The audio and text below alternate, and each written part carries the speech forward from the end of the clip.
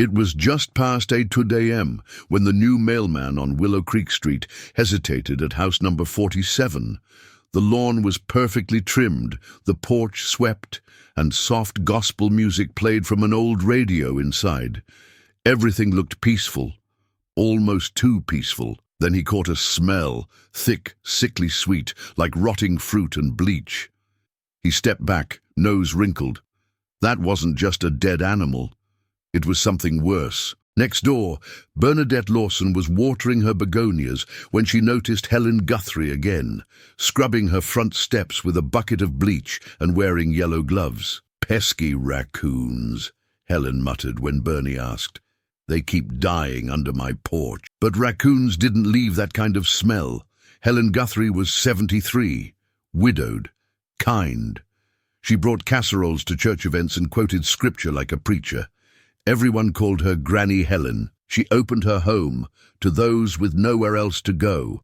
But behind the floral dresses and sugar-sweet smiles, something was festering, literally. When Detective Marcus Ellison received a call from a concerned social worker, he didn't expect to uncover the darkest secret Willow Creek had ever buried, because what was hiding beneath Helen's rose bushes would change everything.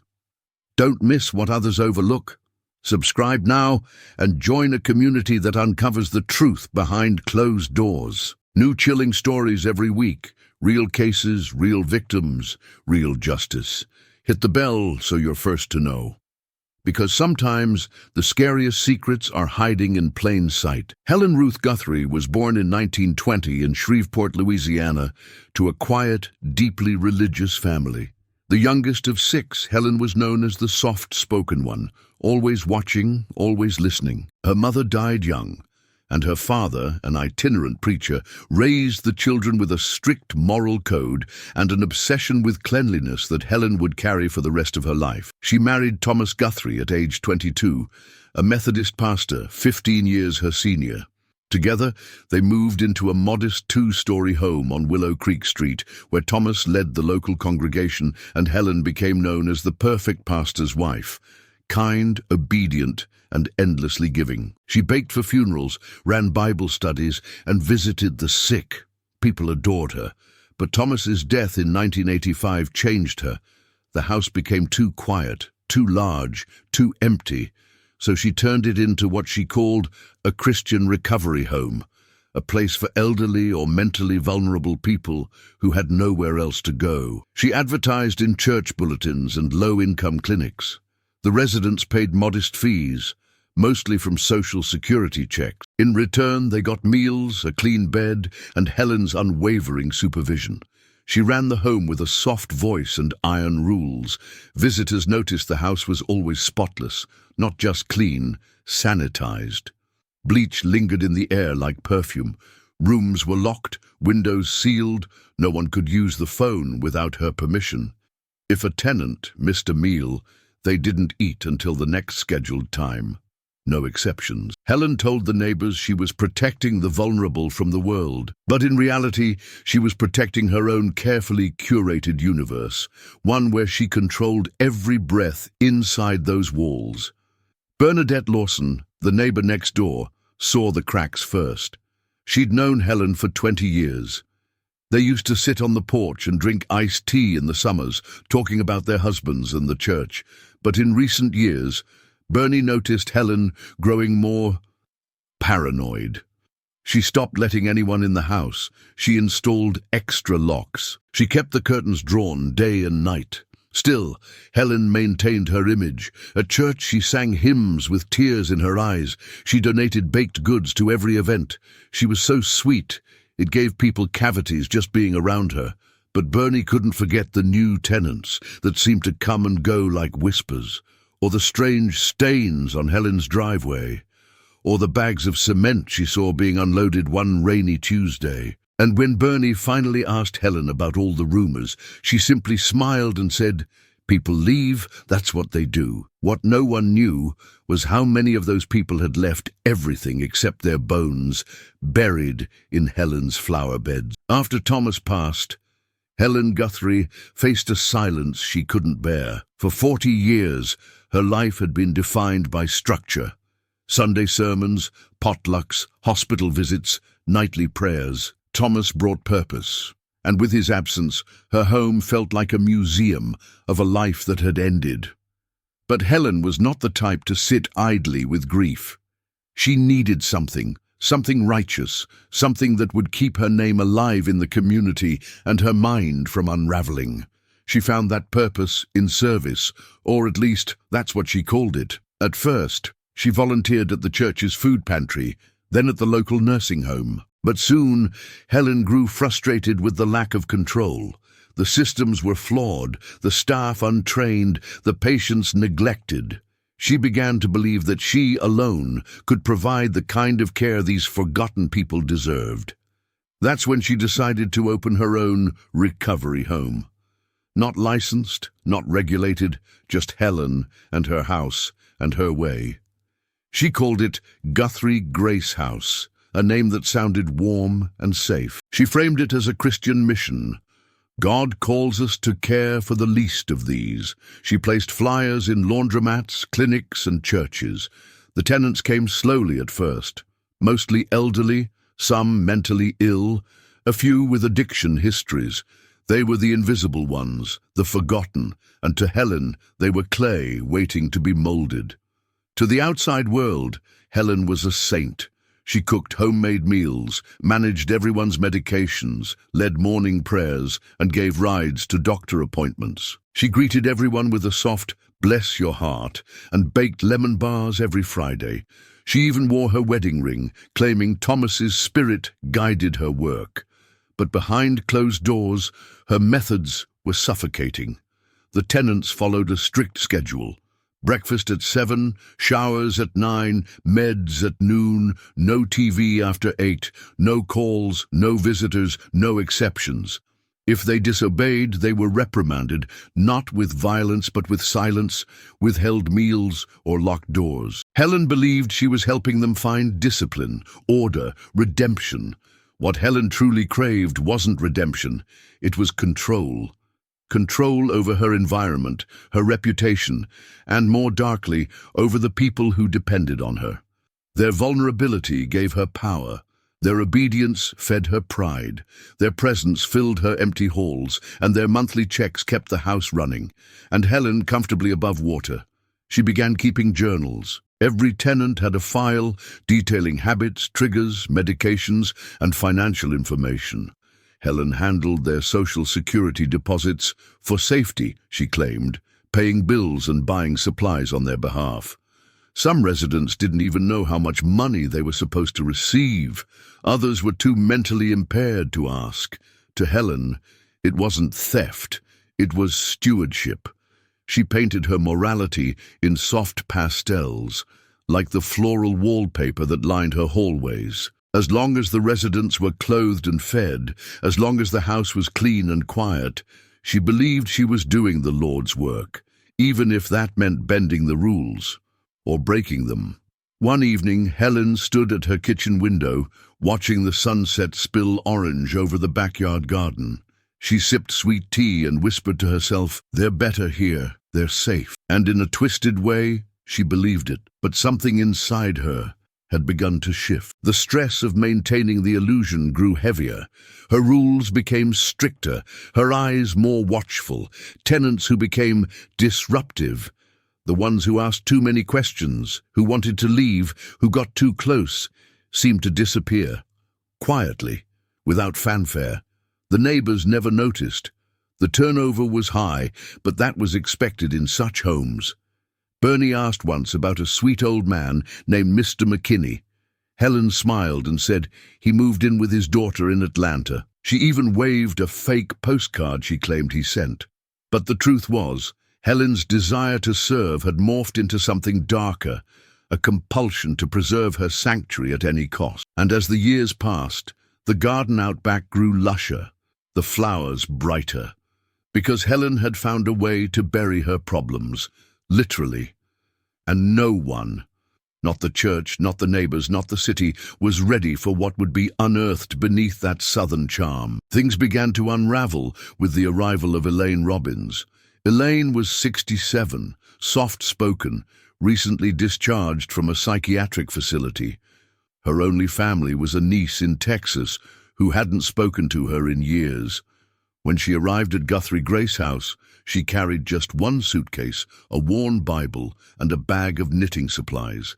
Helen welcomed her with open arms, introduced her to the other residents, and immediately took control of her medication and finances. Like the others, Elaine signed the documents Helen prepared, handing over her social security checks and medical records. But Elaine was different. She kept to herself, but she observed everything.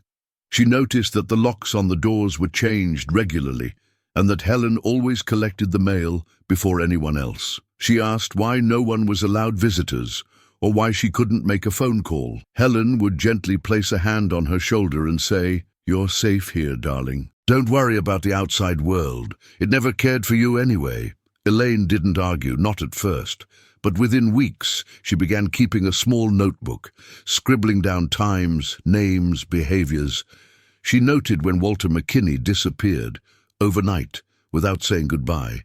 She overheard Helen telling another resident that Walter had relapsed and been sent back to rehab, but Elaine knew Walter was sober. He was proud of it. When Elaine asked about Walter directly, Helen's demeanor shifted, her smile tightened, her words clipped. "That's none of your concern, dear." Elaine felt the walls closing in. Around the same time, the air in the house changed.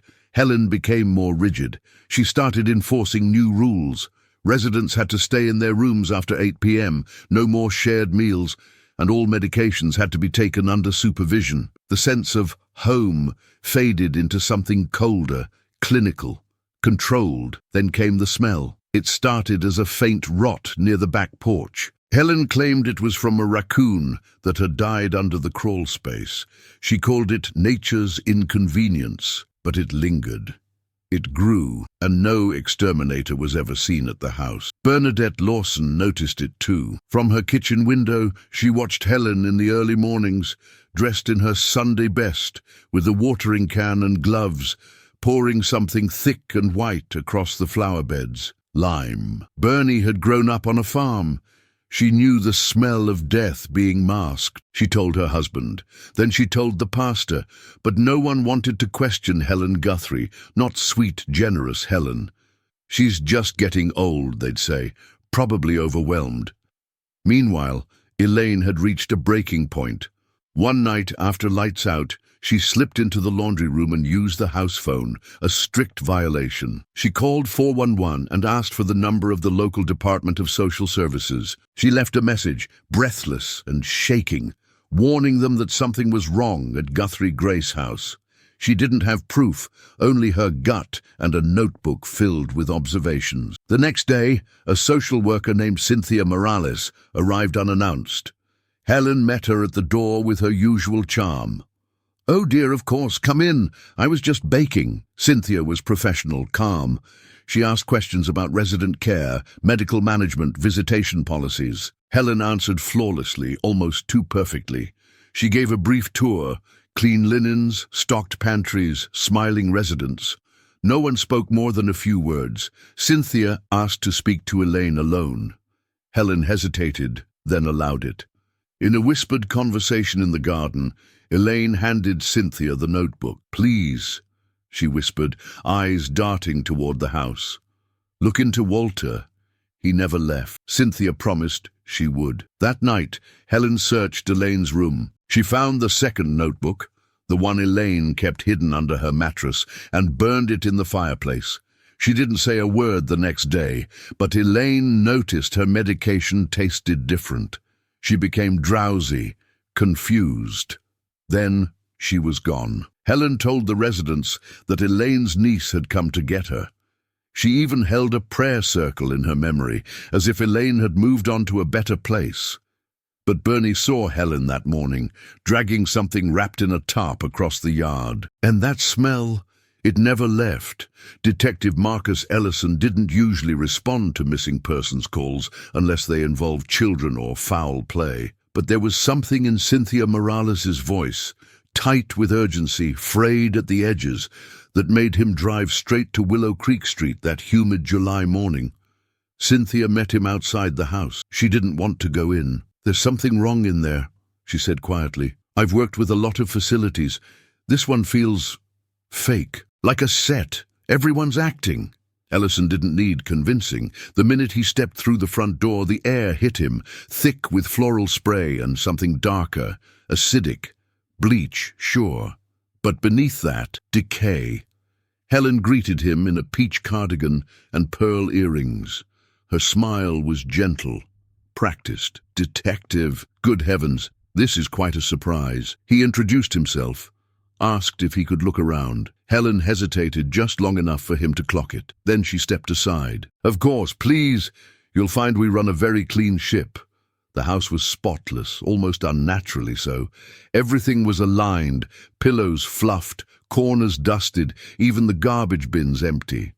But the silence was eerie. No laughter, no background noise, just soft gospel music playing from a record in the living room. Ellison noticed the doors to some rooms were padlocked. Helen explained, "Some residents wander for their own safety." He nodded but didn't buy it. When he asked about Elaine Robbins, Helen's tone shifted, soft, mournful. "Oh, sweet Elaine, her niece came to take her. Poor thing was getting confused, said she wanted to go home." Cynthia whispered behind him, "Elaine had no living family." That was enough. Ellison requested permission to check the backyard. Helen tried to steer them toward the front porch instead. "Wouldn't you prefer a glass of iced tea, Detective? It's hot out there." But he was already moving toward the back door. The smell grew stronger. It clung to the wood, the soil, the walls. The yard itself looked lovely, rose bushes, angel statues, a stone path. But one patch near the fence had clearly been disturbed. The earth was too fresh, too loose. A single garden gnome sat atop the mound like a crude gravestone. Ellison called for a forensics unit. Helen stood by the porch, hands folded, expression unreadable. When the first shovel struck something soft, a hush fell over the yard. The officers paused, exchanged glances and dug deeper. Then fabric, plastic, flesh, a black trash bag. Inside, the body of an elderly woman, curled like a child, still wearing hospital-issue socks. The bag was barely sealed. Whoever had buried her hadn't tried hard to hide it. Helen gasped dramatically, one hand to her chest. "Oh, dear Lord, what is that?" But her voice didn't tremble. There were no tears. Ellison ordered the area secured and called in a full excavation team. Back inside, Helen sat quietly, sipping from a chipped teacup. "This is all a terrible mistake," she murmured. "I've only ever tried to help people. The world is so cruel, and these poor souls had nowhere else to go." He asked about Walter McKinney. Helen blinked slowly. "He left months ago. Went to rehab, I think." There was no record of that. The next morning, under the supervision of the coroner and crime scene techs, they began digging. They found 2 more bodies that day. All elderly, all wrapped in plastic, buried in the flower beds beneath layers of lime and cement. One had a rosary clutched in her skeletal fingers. Another had duct tape around the wrists. By nightfall, the once quiet street was filled with squad cars, vans, reporters, and horrified neighbors. Helicopters hovered above. Children were pulled indoors. Willow Creek wasn't safe anymore. Helen was taken into custody for questioning, not yet under arrest. She remained calm, polite. "I suppose I'll need a sweater," she said, tying a silk scarf around her neck as they escorted her out. Bernie watched from her window, trembling. Her hands clutched the edge of the sink as she whispered, "I knew it. I knew something was wrong." Back at the station, Ellison began connecting dots. He pulled Social Security records, missing persons reports, hospital discharge logs. The pattern was chilling. Residents came in, checks kept coming, but the people vanished. And Helen, she cashed every one, but she hadn't done it alone. Raymond Tucker, a former convict turned handyman, appeared in surveillance footage at an ATM, withdrawing money using cards registered to the deceased. When questioned, he cracked within hours. Said Helen helped people transition. that she was an angel to the forgotten. He admitted to digging holes. But I never asked why. Ellison stared at him, stunned. You didn't think to ask why you were burying bodies? Raymond just shrugged. She said it was better this way. That night, Helen sat in the interrogation room for 4 hours without speaking. Just sipped water, stared at the wall. Finally, she said one sentence. They were lost already. I just made sure they had a place to rest, and the next day, she was gone. News of the backyard graves at 47 Willow Creek Street spread faster than fire in dry brush. Within hours, the story had made its way from local broadcasts to national headlines. Reporters camped outside the yellow-taped perimeter, desperate for a glimpse of the God-fearing grandma turned serial killer. The neighborhood, once known for its tidy lawns and porch flags, was now a place of silence and shame. No one knew what to say. Some neighbors refused to speak to the press, others cried openly on the sidewalks. Children were kept indoors. Church services that Sunday were filled with prayers, confusion and trembling voices. She sat in that pew every week, Pastor Rowland muttered to a reporter. Every single week, with that Bible, those lemon cookies, she hugged my wife after service. She blessed my child. Bernadette Lawson, who had once thought of Helen as a friend, couldn't sleep. The image of Helen dragging that tarp still haunted her. The smell, God, that smell, had never left her nose. She gave a brief interview from behind her screen door, tears welling in her eyes. She fooled us, all of us. I feel like I let those poor people down. For the families of the victims, the impact was something far more intimate and devastating. Walter McKinney's niece, Maria, had spent years wondering where he'd gone. The VA hospital said he checked out. She'd filed a missing person report, but no one followed up. When the police called to inform her his remains had been identified in Helen's yard, she collapsed in her kitchen. He was a good man, she told a reporter days later. He survived the war. He fought to get clean. He just wanted peace. And she took it from him. Elaine Robbins' case struck a chord with the public in particular. Her notes, recovered in pieces from the garden, as well as from Cynthia Morales' office, painted a haunting picture of a woman who saw the evil and tried to stop it. In the weeks following the discovery, online forums lit up with posts calling Elaine a hero. She documented everything, said Cynthia in a televised interview. She knew something terrible was happening. She just didn't have time to finish the story. The surviving residents of Guthrie Grace House were relocated to other facilities. Most were confused, frightened. Some believed Helen would come for them. Others didn't speak at all. The Department of Health launched a full investigation into licensing loopholes and elder care fraud, and within weeks, emergency legislation was proposed in the state Senate. Detective Marcus Ellison, though praised for leading the investigation, carried a weight that wouldn't lift. She didn't act like a killer, he said in a press conference. That's what made it so terrifying. She was warm, calm, polite, everything we're taught to trust. And yet, 7 bodies had been unearthed. 7 names, 7 stories, all silenced. The psychological profile of Helen Guthrie quickly became a subject of fascination. Criminal psychologists described her as a textbook narcissist with sociopathic tendencies. Her calm demeanor in interrogation, her rigid routines, her belief that she was doing something merciful, all pointed to a deeply disturbed, highly functional predator. But none of that offered comfort to those left behind. In one particularly heartbreaking moment, the daughter of Elaine Robbins, who hadn't spoken to her mother in years due to old wounds and misunderstandings, flew in from Texas to claim the body.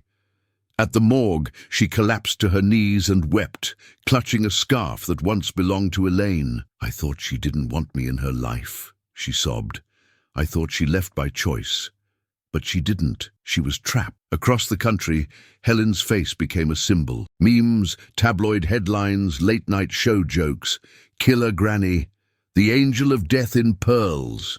Her mugshot, stoic, unfazed, was plastered across every screen. But inside the quiet homes of the victims' families, there was nothing humorous about it.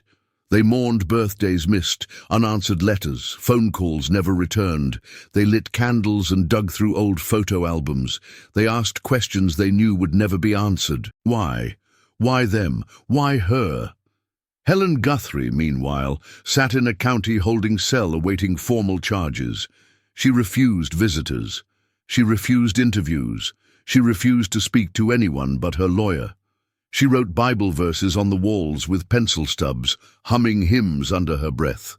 When asked if she felt remorse, she reportedly replied, "They were already forgotten. I just helped them rest." That single sentence was enough to send shivers through the courtroom when it was read aloud at her arraignment. Raymond Tucker, her one-time helper, faced charges of aiding in the concealment of a crime and financial fraud. He pled guilty and testified against her in exchange for a reduced sentence.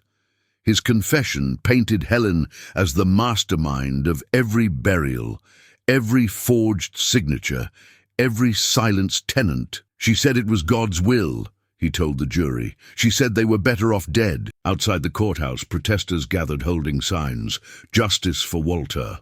Elaine tried to warn us. No more forgotten soul. The case wasn't just about one woman. It had become a reckoning about how society treats its elderly, the mentally ill, the poor, about how predators don't always look like monsters. Sometimes they bring you cookies and bury you with care. If this story is already making you feel something, anger, disbelief, sadness, pause for a moment. Hit the like button to show these voices matter, and tell us in the comments, what would you have done if Helen was your neighbor? Your voice keeps their memory alive. 3 days after Helen Guthrie's arraignment, Detective Marcus Ellison returned to the property at 47 Willow Creek Street, now stripped of its charm and surrounded by crime scene tape. The garden gnomes had been bagged as evidence. The rose bushes were withering. The once pristine porch was stained with muddy boot prints and media attention. He wasn't there to gawk, he was there to understand. During the initial search, officers had missed a hidden crawl space beneath the house. It was sealed behind a loose panel in the laundry room, covered with shelving and detergent bottles. An anonymous tip, possibly from one of the surviving residents, led Ellison back. Inside, they found boxes, sealed, labeled in Helen's tidy cursive. Each box was marked with initials and dates. Inside were personal effects, wallets, ID cards, prescriptions, old photographs. One box held a necklace engraved with "To Mom, Love, Jeremy." Another contained a set of dentures and a half-finished crossword puzzle. But it was the ledger that changed everything. Bound in faded blue leather, the book listed every resident who had passed through Guthrie Grace House over the last 8 years. Next to each name, Helen had written dates of arrival, departures, and detailed notes, medications, behavior patterns, bank accounts, even social security numbers. And then came the dollar amounts. Each entry ended with a figure in red ink: monthly income, government benefits, sometimes lump sums after a death. The totals were chilling. In some cases, the money continued to be collected months after the resident had supposedly left. Helen hadn't just been offering shelter. She'd been running a machine, a self-financed, meticulous system of exploitation, masked as charity. One name caught Ellison's eye: James Tully.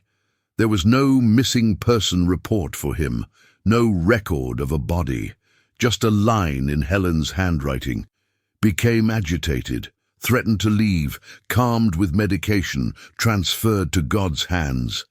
Date: April 3rd, 1991. That was over 2 years before the investigation. The team returned to the yard with new urgency. A cadaver dog sniffed around a concrete slab near the back fence, previously thought to be a patio extension. Underneath, they found human remains, bones wrapped in linen, tagged with the initials JT on a decaying strip of masking tape. James Tully was never meant to be found. This discovery turned the case on its head. The original count of 7 victims jumped to 8. Investigators now suspected the number could be even higher. Helen's own notes suggested there were as many as 15 individuals who came to her house and never left with confirmed whereabouts. The revelation sparked a second wave of media attention. News vans returned. National outlets sent anchors to stand in front of the peeling White House and deliver updates in grave tones. Forensic accountants dug into Helen's finances. Her bank records showed steady deposits across multiple accounts, cleverly divided just below IRS reporting thresholds. She had purchased certificates of deposit under aliases. She had even invested in a small funeral plot outside Lafayette under a false name. She wasn't just dangerous, Ellison told the press. She was deliberate, calculated. She planned every detail. One of the most shocking revelations came from a single phone call. A man named Eugene Harris contacted the police after seeing Helen's photo on TV. He claimed she had introduced herself to him as Sister Ruth in 1988 at a downtown shelter. He remembered her well because she asked unusual questions, not about his faith or his struggles, but about his military pension. She said she ran a home for men like me. I was suspicious. She got real pushy when I asked too many questions. He never went. Ellison cross-referenced this story with old logs from the shelter. There she was, listed as a visitor in 1988 under the name Ruth H. Lancaster, claiming to be a religious counselor. The pattern became clear. Helen used religion, warmth, and maternal energy as bait. She found those society discarded, veterans, addicts, the elderly without family, and made them feel seen, safe, wanted. Then she erased them. The final piece of the puzzle came from Raymond Tucker. During a second interview, more shaken now that the weight of Helen's crimes was public, Raymond admitted that she had once asked him if he knew how to forge a death certificate. She told me, "Sometimes God takes people before the state can catch up. We just have to help the paperwork along." I thought she was joking. She wasn't. Records showed that at least 3 of her deceased residents were never officially reported dead. No funeral arrangements, no coroner reports, no death notices. Just silent disappearances. The facade of Helen Guthrie, the grieving widow, the angel of mercy, the woman with lemon bars and hymn books, was gone. In her place stood a predator in pastel, whose crimes were hidden not through force, but through trust. And that trust had been weaponized. Now Ellison and his team faced a new question. Just how far did Helen's reach go? Because the boxes under her house suggested something deeper, more terrifying. Helen didn't just kill to survive, she killed to build a kingdom of silence. Detective Marcus Ellison sat in his office late into the night, the ledger spread open before him. The names blurred together, so many forgotten souls, reduced to rows of data in Helen's meticulous handwriting. He ran a finger down the final column. Amounts. She had profited off each one. But the deeper question haunted him. How did she get away with it for so long? The answer wasn't simple. Helen Guthrie had mastered the art of manipulation. Her entire world was a carefully orchestrated performance. She cooked for the church, baked for funerals, sang in the choir. Her reputation was armor, and no one questioned the little old lady with soft hands and kind eyes. But now the truth had cracked through the surface. And it was time to break the whole thing open. Ellison turned to the one person who might still hold pieces of the puzzle, Cynthia Morales, the social worker who had raised the alarm. She had more than just suspicions. She had records, conversations, a file of notes Elaine Robbins had sent her before vanishing. With her help, Ellison began reconstructing timelines, matching each resident in the ledger to their disappearance. Then came the call that shifted the investigation again. Samantha Price, a freelance journalist with a knack for cold cases, had been following the story since it broke. She requested a meeting with Ellison, claiming she had found something no one else had. They met at a diner just outside city limits. Samantha dropped a folder onto the table. Inside, photocopies of legal documents from the 1960s and 70s, fraud charges, bounced checks, and even a prison record.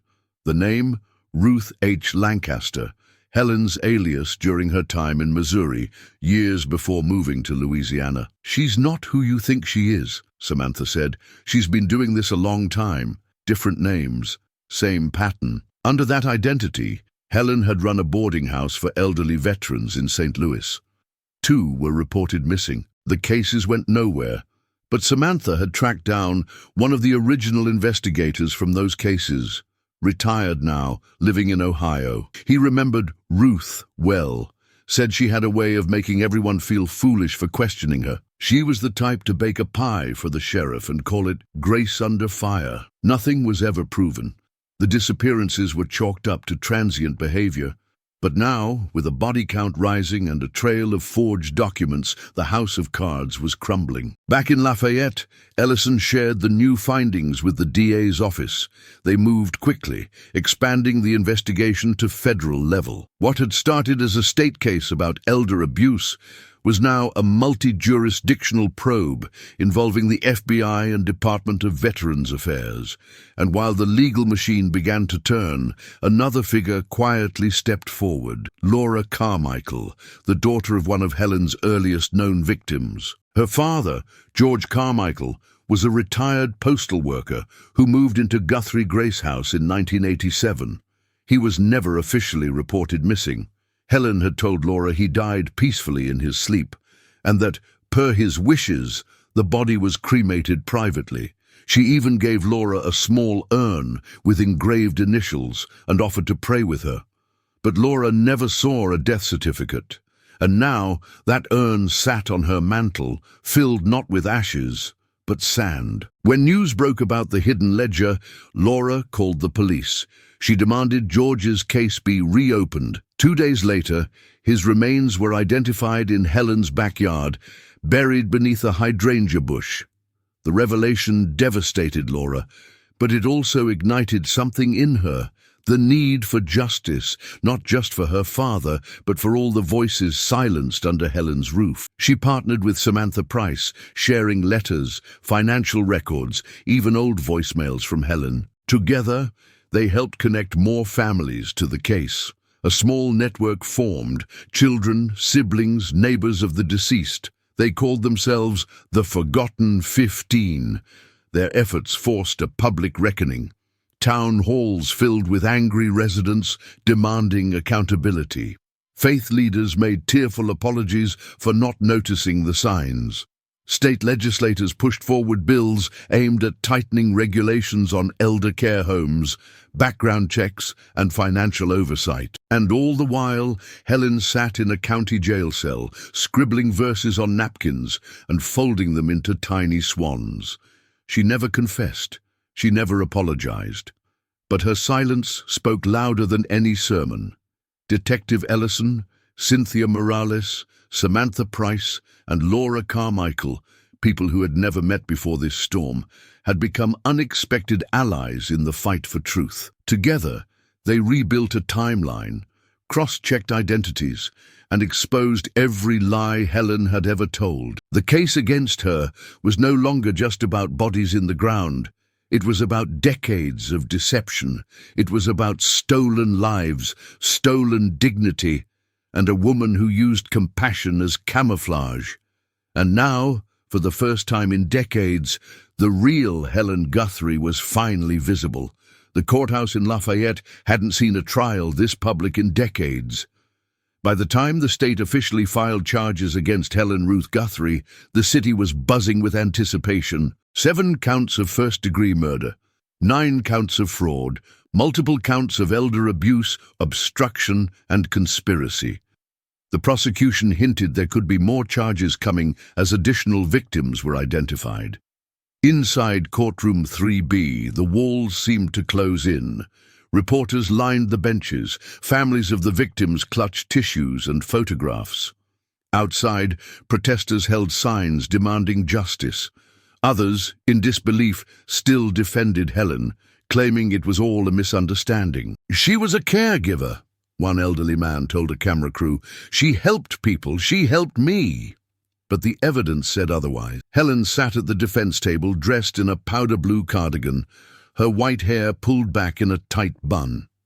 She showed no emotion, Not during opening statements, not when the prosecution read the names of the victims, and not when photographs of her flower beds were displayed on the courtroom monitors. The lead prosecutor, Angela Middleton, approached the case with unwavering focus. Her voice was sharp, her tone clear. "This woman," she said, pointing to Helen, "built a house of prayer around a system of predation. She preyed on the forgotten, the sick, the lonely, and when they stopped serving her purpose, she buried them." She presented the ledger, box after box of evidence, witness testimonies and bank records that traced years of forged checks and falsified medical forms. The jury heard from forensic pathologists who described the conditions of the bodies: wrapped in plastic, dosed with sedatives, decomposing beneath concrete slabs. Raymond Tucker was brought in wearing handcuffs, flanked by marshals. He confessed to digging several graves at Helen's request, claiming she told him the residents had passed in their sleep and had no one who cared. "I believed her," he muttered on the stand. "She made it sound like it was a kindness. I didn't know what else to do." But the turning point in the trial came when Laura Carmichael took the stand. She was poised, composed, until she saw Helen. Then her voice shook. "My father, George, trusted her. He called her an angel," Laura said, gripping the edge of the podium. "When I asked for a death certificate, she gave me excuses. When I asked for his belongings, she said they were donated. She looked me in the eye and told me she gave him peace. But she didn't." She paused, holding up the small urn filled with sand. "She gave me this, said it was his ashes. I believed her. For years, I mourned a lie." There wasn't a dry eye in the courtroom. Helen remained silent, staring at the floor. Then came the medical examiner's testimony regarding Elaine Robbins, her final days, the altered medication, the sedatives. Elaine's notes were displayed, showing her growing fear, the list of names, the times and dates. Her final message to Cynthia Morales echoed in the chamber: "If anything happens to me, don't let them forget." The jury didn't. Detective Marcus Ellison testified last, calm, deliberate, emotionally restrained. He recounted the first time he stepped into Helen's home, the smell, the silence, the controlled environment. He described the crawl space, the ledger, and the ledger's cold arithmetic. Life reduced to a number. "The thing that gets me," he said, looking directly at Helen, "is how ordinary it all was. She didn't need to scream. She didn't need a weapon. She smiled, and they followed. And then she made them disappear." During cross-examination, Helen's defense team tried to paint a picture of confusion and mental instability. They claimed Helen was not in her right mind, that she suffered from early-onset dementia, that her religious zeal clouded her judgment. But the notes, the forged documents, the financial records, all told a story of precision. This wasn't a woman losing her mind. This was a woman in control of every detail. The prosecution rested. When the judge asked Helen if she wanted to testify, she stood slowly and declined. Her voice, for the first time in weeks, broke through the silence. "There's nothing I can say that you'll believe," she whispered. "I only wanted peace, for me, for them." The courtroom held its breath. Then closing arguments. Angela Middleton addressed the jury one final time. "Peace," she said, "does not come wrapped in garbage bags. It does not come buried under rose bushes. Peace is not what Helen Guthrie gave her victims. She gave them isolation, silence, a grave without a name." The jury deliberated for 4 hours. When they returned, the courtroom stood. On all 7 counts of first-degree murder, guilty. On all counts of fraud and elder abuse, guilty. Helen Guthrie did not flinch. Outside the courthouse, a crowd had gathered. As word spread, cheers erupted. Victims' families embraced. Strangers cried together. A city once gripped by horror now found a moment of catharsis. Samantha Price, who had chronicled the trial in a daily column, wrote, "She wore the face of kindness. She wore it so well that even her victims smiled at her." But today, justice pulled off the mask. Back inside, Helen was led away in silence. She would spend the rest of her life in prison. No parole, no visitors, no flower beds, just cold concrete and her own silence. The final chapter of Guthrie Grace House was written not in blood, but in memory. A reminder that sometimes the most dangerous monsters don't roar, they whisper prayers. In the days following Helen Guthrie's conviction, Lafayette was a city in transition, caught between relief and reckoning. The courthouse steps, once flooded with reporters and protesters, now sat quiet. But the emotional aftershocks pulsed through every block, every church, every home. Local news stations ran retrospectives on the trial, calling it the case that broke the Bible Belt. National talk shows dissected Helen's profile, her history, her chilling silence. True crime podcasts launched special series. Her mugshot, tight-lipped, cold-eyed, circulated everywhere, accompanied by headlines like "The Angel of Death in Cardigans" and "She Killed with Kindness." But for those who lived closest to her, who knew her, or thought they did, the response was deeper, rawer. Bernadette Lawson, once Helen's closest neighbor, refused all interviews after the verdict. She'd spoken briefly during the investigation, but had since withdrawn. According to her niece, Bernie began therapy, struggling with feelings of guilt and shame. She trusted Helen, the niece said. She baked with her, prayed with her, and now she can't even look at her own garden without thinking, did I miss something? The church, where Helen worshipped for over 3 decades, held a special service the Sunday after the verdict. Pastor Rowland addressed the congregation with trembling hands. "We failed," he admitted, "not just as individuals, but as a community. We saw the signs, we heard the rumors, and we chose politeness over protection." That service sparked a wider dialogue among local faith leaders. How could someone so deeply embedded in a faith community commit such atrocities? How had no one stepped in? Churches across the region began re-evaluating their outreach programs and relationships with private caregivers. But nowhere was the impact more palpable than among the victims' families. Laura Carmichael, who had stood tall during the trial, spent the weeks following the verdict quietly visiting other families. She brought framed photos of their loved ones, candles, and handwritten notes.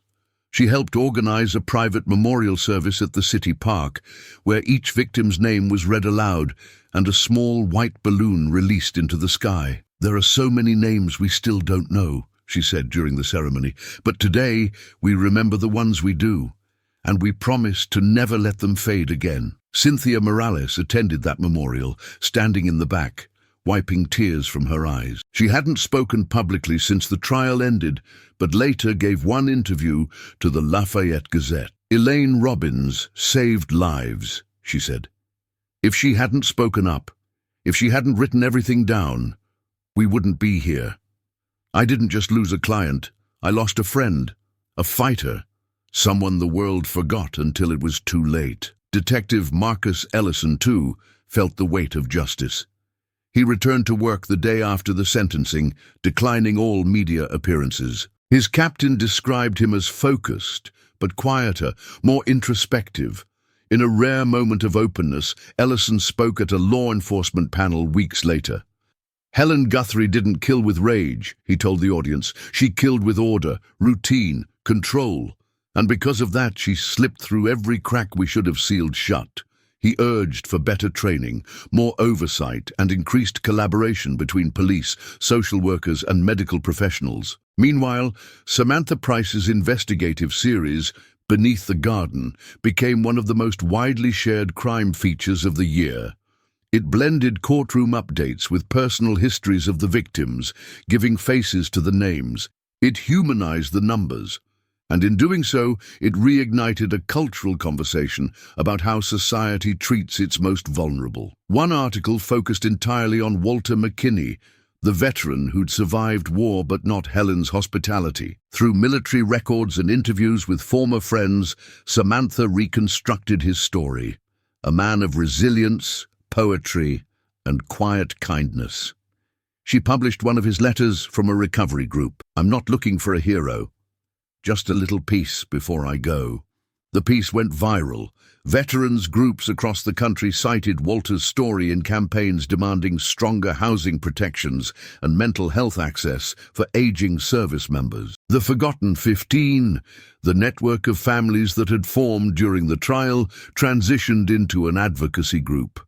They lobbied for reforms in elder care, financial oversight, and licensing of private homes. By the end of the year, Louisiana passed the Elder Protection and Accountability Act, mandating stricter inspections and whistleblower protections. But not all reactions were public. Inside the prison, where Helen Guthrie now resided, the staff gave her the same routine as every other inmate. A standard-issue uniform, a cot, a number. She didn't speak. She didn't cry. She didn't pray aloud. She simply watched, observed, as she always had. According to one guard, Helen once whispered during a cell check, "This place is quiet. I like it." Her silence, once her greatest weapon, was now all she had left. She received no visitors. Her mail went unopened. She was alone. And yet, she remained defiant.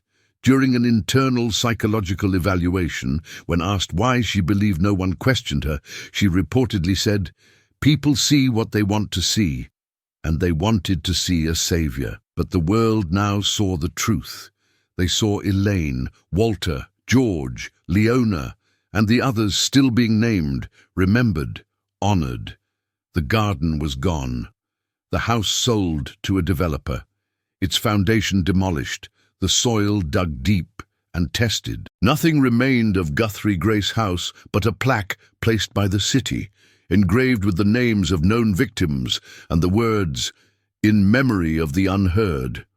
We hear you now." Lafayette had changed, the country had changed, and though the wounds ran deep, the truth had rooted itself in soil, once soaked in silence. The case of Helen Guthrie left more than just scars on the families who lost loved ones. It left a permanent question lingering in the air. How did we let this happen? In the quiet aftermath, Lafayette became a mirror for a much broader truth. Helen didn't hide in the shadows. She didn't operate in secret alleys or abandoned warehouses. She moved among people. She was admired, trusted, even loved. And it was precisely that trust, so effortlessly earned and strategically protected, that allowed her to build an empire of silence. The tragedy exposed a frightening reality. Evil doesn't always look like a monster. Sometimes it smiles, bakes lemon bars, and quotes scripture. Sometimes it wears a cardigan and calls you sweetheart. The lesson wasn't about gore or horror, it was about perception, about the blind spots created by charm, age, gender, and faith. Helen Guthrie weaponized kindness. She understood the systems that were supposed to protect the vulnerable, how overworked social workers could miss a red flag, how underfunded departments might delay follow-ups, how neighbors preferred to look the other way than admit something felt wrong. And while her crimes may feel singular, the cracks she slipped through are everywhere. For many, the takeaway was about vigilance. That safety isn't just about locks or alarms, it's about awareness. About speaking up, about asking the uncomfortable questions, even when the answer might shatter the illusion of goodness. For the justice system, it was a call to action. Licensing laws were outdated, oversight was thin, investigations into caregiver facilities ballooned nationwide. Stories surfaced of similar red flags in other states, prompting audits and legislative reviews. But perhaps the most enduring impact was personal. People re-evaluated the care of their aging parents. Churches started training volunteers to identify signs of elder abuse. Social media exploded with personal stories, people confessing that they too had seen something off but hadn't known what to do. And then there were those who simply couldn't stop wondering, how many Helens are still out there? How many angels are hiding in plain sight? The case became a grim parable, taught in criminal justice courses, cited in policy debates, referenced in sermons and think pieces. It became a symbol of how goodness can be faked, and how belief, when unchallenged, can become dangerous. In the end, Helen Guthrie didn't just bury bodies, she buried the comfort of certainty. And from those graves, an uncomfortable truth grew. Trust is sacred, and when it's broken, it echoes far beyond a garden fence. After the trial ended and the cameras moved on, the story of Helen Guthrie didn't vanish. It evolved. Her legacy, dark and haunting, continued to ripple through lives and laws long after the courtroom lights dimmed. The house at 47 Willow Creek Street, once a symbol of warmth and welcome, stood empty for months. The city eventually seized the property and sold it to a local developer who tore it down. In its place, a memorial garden was planted, not by the city, but by the families of the victims. Every year, on the anniversary of the verdict, they gather there. They light candles. They read names aloud. No media, no speeches, just silence, remembrance, and resilience. Helen herself died in prison 2 years after her sentencing. The cause, complications from pneumonia. She passed away alone, without visitors, without ceremony. Her body was cremated at the state's expense. No one claimed the ashes. No one wanted them. The Forgotten 15 group continued their advocacy. What began as grief turned into organized action. Laura Carmichael and Cynthia Morales co-founded a non-profit aimed at protecting seniors from financial and emotional abuse. Their hotline fielded hundreds of calls in its first year.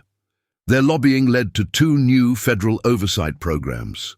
Their mission, to make sure no one like Helen Guthrie ever slipped through again. Detective Marcus Ellison received a departmental commendation, but he never returned to homicide investigations. He transferred to community outreach, using his experience to train new officers in recognizing patterns of nonviolent predators, those who kill not with blood, but with power. Samantha Price's series, Beneath the Garden, was adapted into a documentary. It premiered at a film festival in New Orleans and went on to win awards for investigative journalism. Samantha, now a household name in true crime reporting, used her platform to tell stories that didn't always make headlines, the quiet tragedies, the invisible victims. As for Lafayette, the city learned to live with the shadow Helen left behind. Churches implemented stricter vetting for volunteers. Neighborhood watch groups partnered with social services. Schools hosted talks on empathy and responsibility. It wasn't perfect, but it was a start. One woman had caused the pain, but it was the community that decided how the story would end, not in fear, not in denial, but in accountability and remembrance, because some stories refuse to stay buried, and sometimes the act of unearthing them isn't just justice, it's healing. Now that you know the truth behind Helen Guthrie and the lives she stole under the disguise of kindness, we want to hear from you. What do you think really happened behind those locked doors? Was this pure evil, or the result of a system that allowed it to flourish unchecked?